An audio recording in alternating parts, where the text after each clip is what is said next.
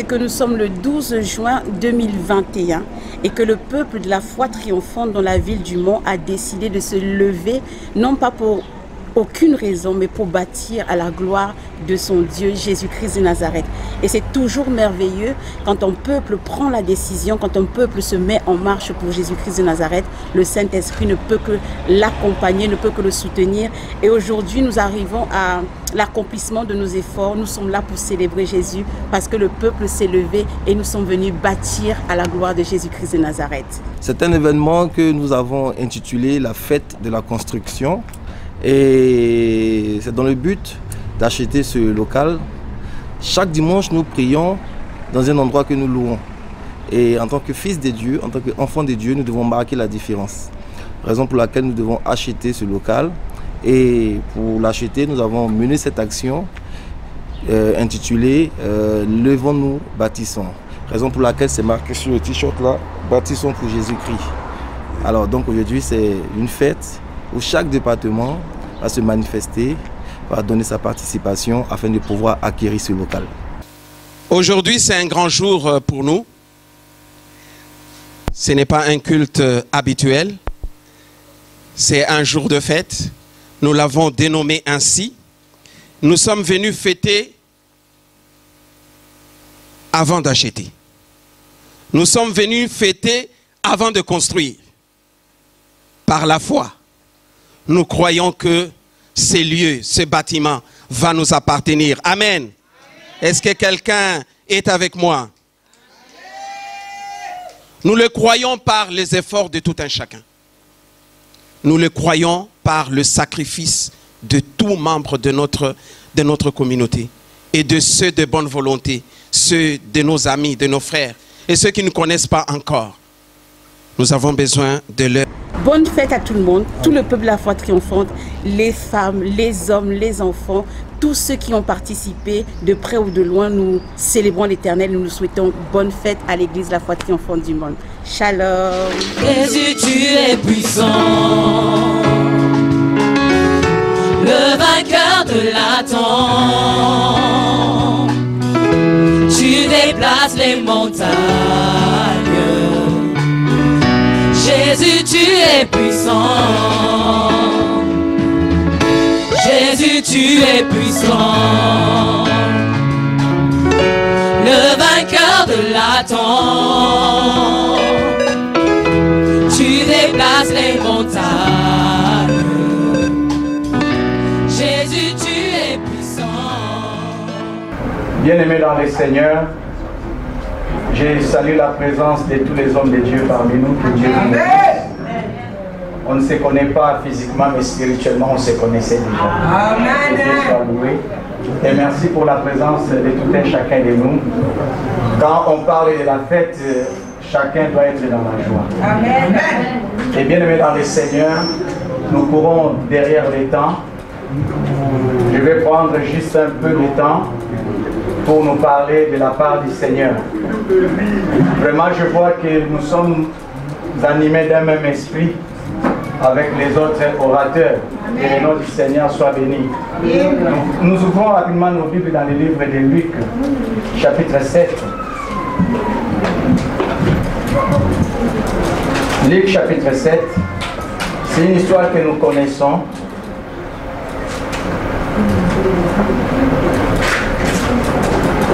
Papa Évariste, s'il vous plaît, évangéliste. 1 jusqu'à 5, parce qu'on n'a pas assez de temps. Luc chapitre 7, du 1er au 5e verset. Je lis la parole de Dieu avec respect. Amen. Quand Jésus eut fini d'adresser toutes ces paroles à la foule qui l'entourait, il s'est rendu à Capernaum. Là, un capitaine romain avait un serviteur qui lui était très cher. Ce serviteur était malade et près de mourir. Quand le capitaine entendit parler de Jésus, il lui envoya quelques anciens des Juifs pour lui demander de venir guérir son serviteur. Ils arrivèrent auprès de Jésus et se mirent à le prier avec insistance en disant: « Cet homme mérite que tu lui accordes ton aide, il aime notre peuple. Et c'est lui qui a fait bâtir notre synagogue. Amen. Amen. Et bien aimé, l'histoire, nous connaissons cette histoire, c'est l'histoire de Saint-Denis. Son serviteur était malade. Et lui, en tant que centenier, il a entendu parler de Jésus. Il va envoyer ses serviteurs pour aller appeler Jésus, qu'il vienne et qu'il guérisse son serviteur qui était malade. Et bien aimé dans le Seigneur, les messagers qui sont partis voir Jésus, il y a quelque chose qui m'a touché dans ces passages. Quand ils sont arrivés, qu'est-ce qu'ils ont dit? Ils ont dit quoi? Ils arrivèrent auprès de Jésus et lui adressèrent d'instances supplications, disant: il mérite que tu lui accordes cela. Des fois, quand nous allons prier Dieu, nous allons sans mérite. Oui, il y a des choses, on peut parler de la grâce. Mais pour les centeniers, il n'y avait pas question de la grâce. Parce que la grâce est une faveur imméritée. Mais quand on va aller demander l'intervention de Jésus pour les centeniers, on va dire: cet homme mérite. Il mérite. Et bien aimé dans le Seigneur, pourquoi il mérite? Il mérite pourquoi? Premièrement, la Bible nous dit: car il aime notre nation. Et bien aimé dans le Seigneur, l'amour du centenier n'était pas seulement un amour en parole. La Bible nous dit: bien aimé, n'aimez pas seulement en parole. Et bien aimé, on peut parler de la foi. La foi sans les œuvres, on nous dit, c'est une foi morte. Et si nous lisons la Bible, Moïse, quand Dieu l'a appelé, il va dire à Dieu: je suis un homme qui n'a pas un langage facile. Mais quand nous lisons Actes chapitre 7, la Bible nous dit: Moïse était un homme puissant en parole et en acte. C'est-à-dire, sa parole était accompagnée avec les actes. Bien aimé, pas seulement que les centeniers aimaient la nation romaine, mais les centeniers a fait quoi? C'est lui qui a bâti notre synagogue. Bien aimé, on ne peut pas dire qu'on aime la foi triomphante si ton amour n'est pas accompagné avec les actes. Amen. La Bible déclare: Dieu a tant aimé le monde. Dieu a aimé pour exprimer cet amour au monde qu'il a aimé, il a donné. Dieu aimé n'aimait pas seulement en parole. Amen. Même si tu peux dire à ta femme: je t'aime, je t'aime, je t'aime. Mais si cet amour n'est pas accompagné avec les actes, tu as un problème. Il y a nos cibles dans le coin. Et bien aimé dans le Seigneur, on ne peut pas dire qu'on aime cette église si on ne fait pas quelque chose pour cette église. Bien aimé dans le Seigneur, quand on voulait construire le tabernacle, c'est Dieu qui a demandé. Et quand David voulait construire pour Dieu, ce n'est pas Dieu qui a demandé. Pardon. Quand David voulait construire pour Dieu, ce n'est pas Dieu qui a demandé. C'était l'observation du roi David. Lui-même, il va regarder: qu'est-ce que je peux faire pour mon Dieu?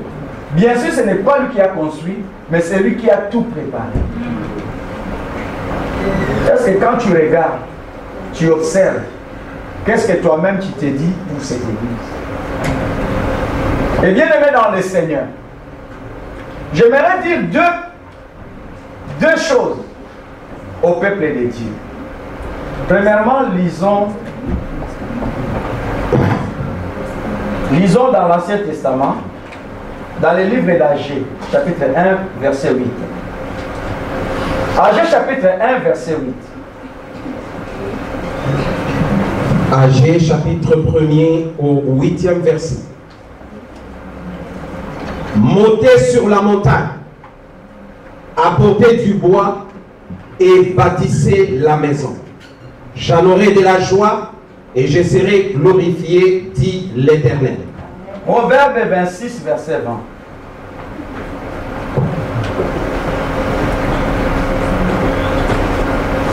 Proverbe 26, verset 20. Proverbe chapitre 26, nous lisons le 20e verset. Faute de bois, le feu s'éteint. Et quand il n'y a point de rapporteurs, la querelle s'apaise. Amen. Amen. J'aimerais parler de deux types de chrétiens. Le premier chrétien a les bois pour la construction. C'est celui qu'on parle d'Agé, chapitre 1, verset 8. Apportons les bois pour la construction.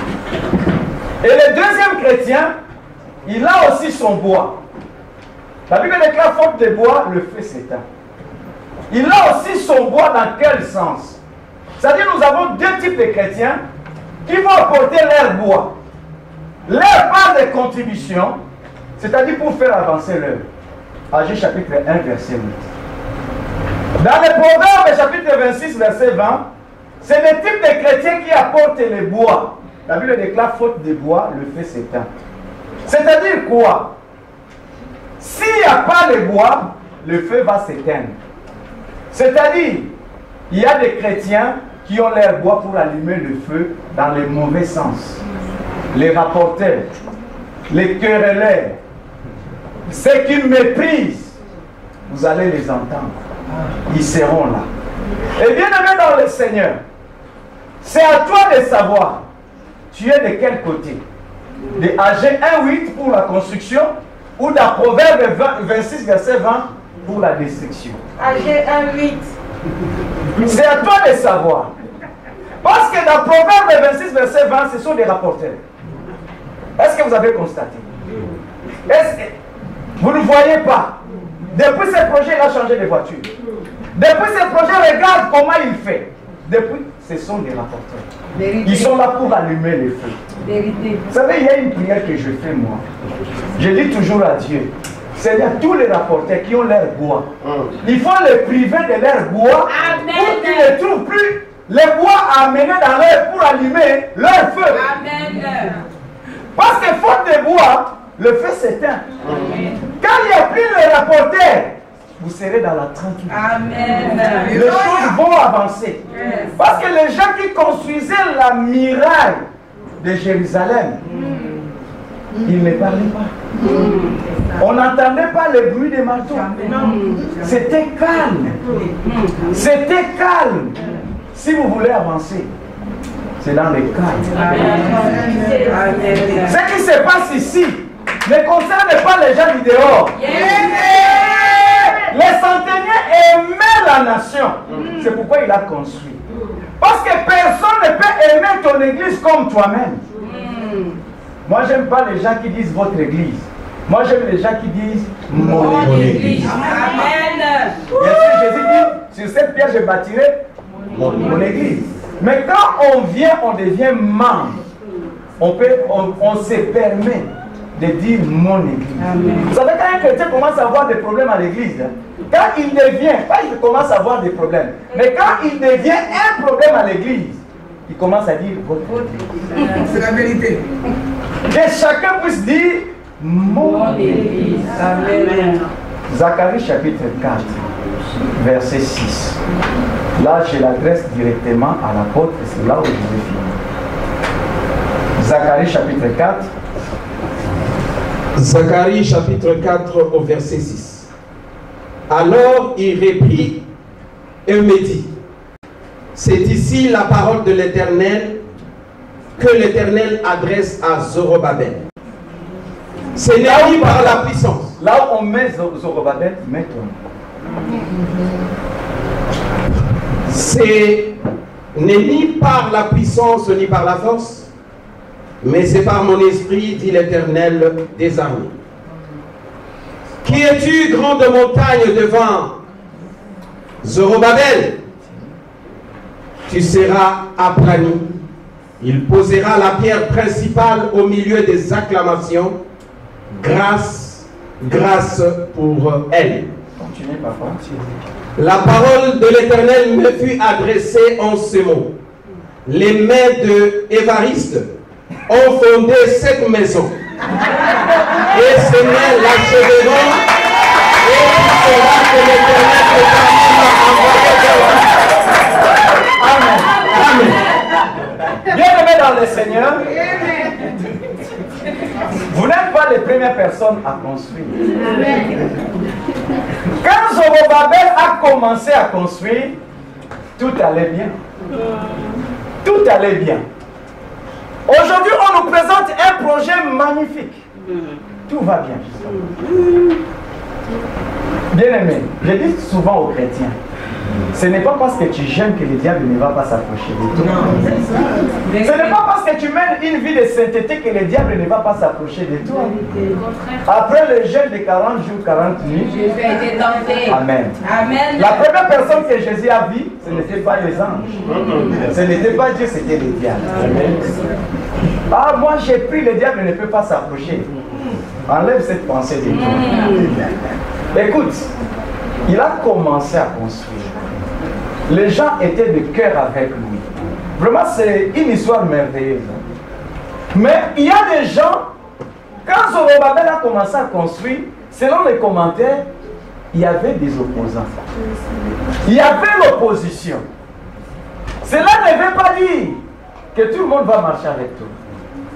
Dieu dit à Moïse, prends les gens qui ont le cœur disposé. Gédéon est sorti avec combien de personnes? Mais bien aimé, Dieu a fait la sélection. Tout le monde ne partagera pas ton avis. Un visionnaire ne peut pas voir comme tout le monde. Il y a des gens qui voient clair, il y a des gens qui voient flou. Bien que Jésus l'a guéri, mais il est encore dans la première phase où il voyait les hommes comme les arbres. Il ne voit pas encore clair. Il peut venir te contredire. Il peut s'opposer aussi à toi.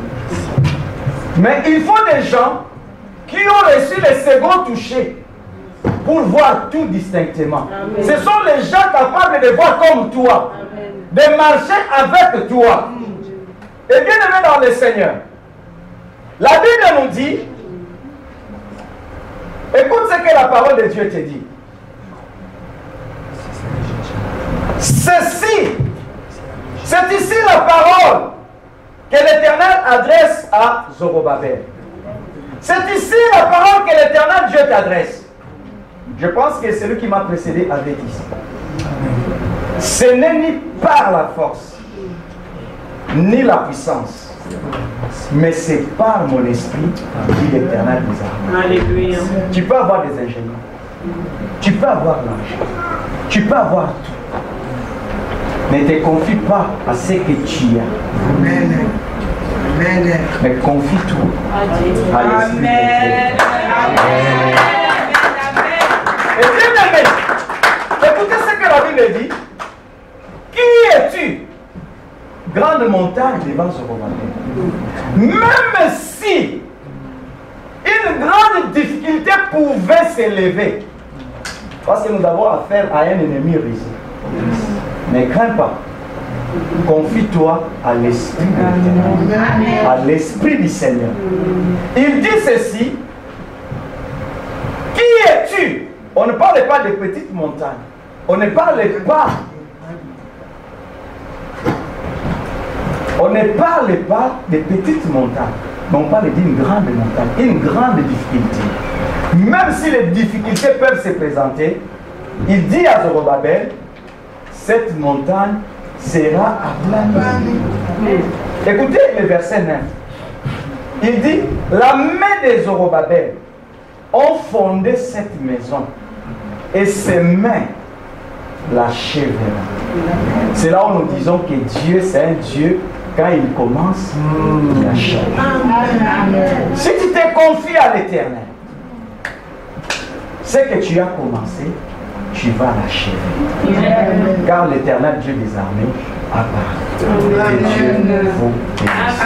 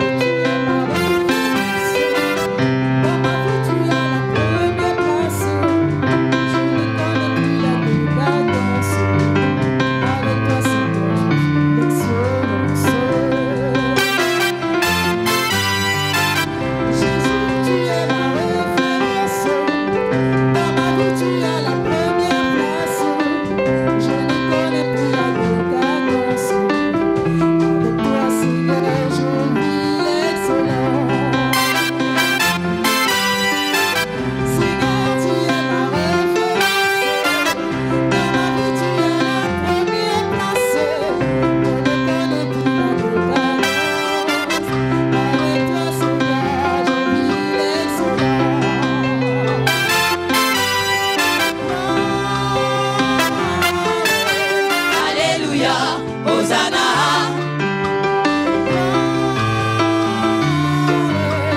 Alléluia, Hosanna.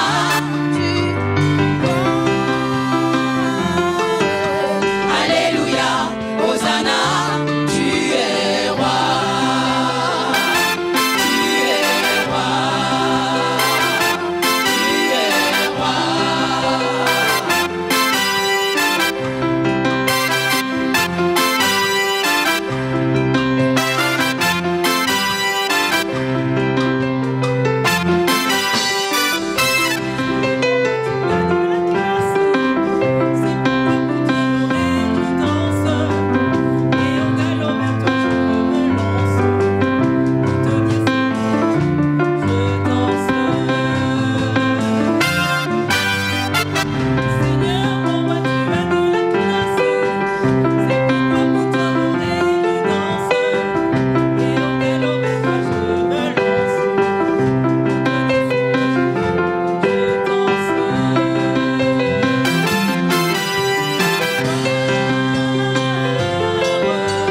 Alléluia, Hosanna.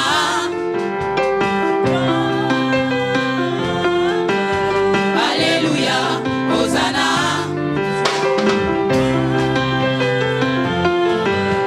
Alléluia, Hosanna. Tu es roi. Tu es roi. Tu es roi.